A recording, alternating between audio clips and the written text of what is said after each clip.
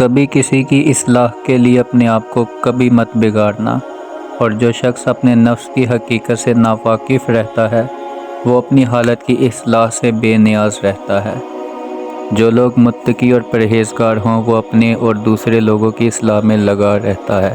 جس شخص کی اصلاح عزت کرنے سے نہیں ہوتی وہ ذلیل و خوار کرنے سے درست ہو جاتا ہے۔ جو شخص خود اپنے نفس کی اصلاح نہیں کرتا وہ دوسروں کے حق میں کبھی مسئلہ نہیں بن سکتا۔ اپنے نفس کے عیبوں کی اصلاح میں مصروف ہونا، آڑ سے بچنا اور اپنی آخرت کی اصلاح میں مشغول ہونا عذاب دوزخ سے نجات دلاتا ہے۔ اپنے نفس کی اصلاح کی تدبیر اور کوشش کو مت چھوڑو، کیونکہ یہ کوشش کے بغیر درست نہیں ہوں گی۔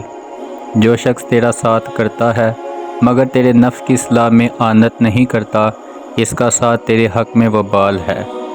بادشاہ کا فرض ہے کہ اپنے لشکر کی اصلاح سے پیشتر اپنی اصلاح اور درستی کر لے، اور جو فتنہ اور فساد اچانک پیش آ جائے اس میں مت گھسو، جہاں تک ہو سکے اس کی اصلاح کرو، اور خود ایک دوسرے کی طرف ہو اور راستے کو اس کے لیے خالی چھوڑ دو، ایک دوسرے کا ساتھ دو۔ اپنی غلطی کے تدارک میں جلدی کرنا اپنی اصلاح کی تدبیر ہوتی ہے۔ اگر کوئی کام بگڑ جائے تو اس کی اصلاح کرو، اور اگر کسی کے ساتھ احسان کریں تو اس کو پورا بھی کر لیا کریں۔ تیری فکر راست روی کی راہ دکھلاتی ہے اور اصلاح مات کی طرف دعوت دیتی ہے۔ دوستو، مولا علی فرماتے ہیں، مجھے اس شخص کی حالت پر تعجب ہوتا ہے جو لوگوں کی اصلاح کا بیر اٹھاتا ہے اور خود مد دولت کی حالت خراب ہے، مگر اس کی اصلاح کا دل میں خیال تک نہیں لاتا اور دوسروں کی اصلاح کا ذمہ خود اٹھا لیتا ہے۔ ایسا شخص بہت اچھا ہوتا ہے۔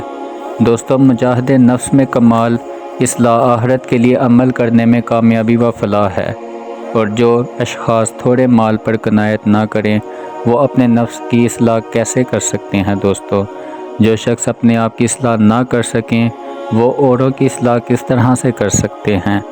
اور جو شخص لوگوں کے ساتھ صلح رکھتا ہے وہ ان کے مکر و فریب سے مامون رہتا ہے، اور جو شخص ان سے الگ رہنا چاہتا ہے یا رہتا ہے وہ ان کے شر سے محفوظ رہتا ہے۔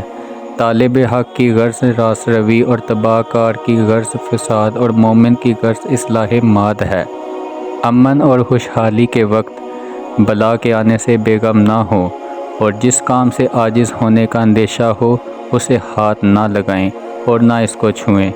عقل تمام چیزوں کی اصلاح کرنے والی ہوتی ہے، اور جو شخص اپنے نفس کی اصلاح کے لیے اسے تکلیف میں ڈالتا ہے وہ سعادت دارین حاصل کر لیتا ہے۔ جس کا عقل ٹھیک نہ ہو وہ اپنے خیال میں اصلاح کرتا ہے مگر اس سے فساد برپا ہو جاتی ہے۔ جس میں امانت داری نہیں اس میں ایمان نہیں ہوتا، اور جس شخص میں دیانت داری درست اور صحیح ہوتی ہے اس کی امانت داری بھی ٹھیک ہوتی ہے، اور جو شخص امین سمجھ کر تجھے کوئی امانت سونپے اس کے ساتھ دھوکہ کرنا کفر ہے۔ جو شخص تجھے امین سمجھ کر کوئی امانت تیرے حوالے کرے اس کی امانت ادا کر دیں، اور جو شخص تیری امانت میں خیانت کرے تو اس کی امانت میں بھی خیانت نہ کر۔ جس میں صرف امانت نہیں، جس میں عقل نہیں، اس کے دین کا کوئی امکان نہیں، اور جس کے پاس کوئی نیک عمل نہیں اس کے لیے کوئی ثواب نہیں۔ جس چیز کا ظاہر کرنا اچھا اور مفید نہ ہو اس کے پوشیدہ رکھنے کی بابت نہ کہا جائے، مگر وہ امانت ہی ہے۔ ہم صحابہ رسول صلی اللہ علیہ وآلہ وسلم اللہ تعالیٰ کی طرف سے اس کی مخلوق پر امین ہیں، اور اس کے ملک میں حق کو قائم کرنے والے اور اس کے معین ہیں۔ امانت اور چغل خوری کا باہم اتفاق نہیں، خیانت اور اخوت کا آپس میں ربط تعلق نہیں۔ مولا علی فرماتے ہیں، مجھے اس شخص کی نسبت تعجب ہے جو اپنی موت کا مالک نہیں، پھر وہ اپنی امیدیں کس طرح بڑھاتا ہے۔ لمبی امیدوں کے دھوکے سے بچو کہ بہت سے کسی روز کی آس رکھنے والے اسے نہیں پاتے، اور کئی مکان بنانے والے اس میں آباد نہیں ہوتے۔ لمبی امیدوں کا آسرا رکھنے سے پرہیز رکھیے کہ یہ بے وقوفوں کی خصلت ہوتی ہے۔ جزاک اللہ۔